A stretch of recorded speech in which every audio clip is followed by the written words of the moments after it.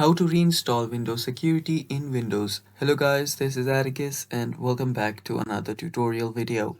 In today's video, I'll teach you guys how you can reinstall Windows security on your Windows device.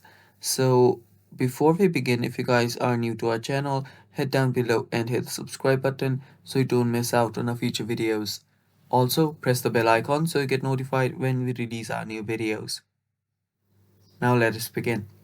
So the first step here is you'll need to open up your CMD, that is your command prompt. To open it up, simply press CMD on your Windows search bar and then you can run it as administrator. After you tap on run as administrator, you'll need to give it permission. So simply tap on yes. After you open up your command prompt, you will get this option where you can type in the code. So the code that you'll need to type in is this right here. Now, let me zoom it in for you guys. Now, I'll be sure to provide this in the description down below. So just copy this code and paste it on your command prompt.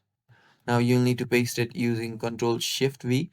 So just press that, and after you do that, you will be able to simply install your Windows security. Now, this is not working for some reason, but yeah, you can simply paste this, and after you paste this, it should start downloading your Windows security. And that's basically it for today's video, guys.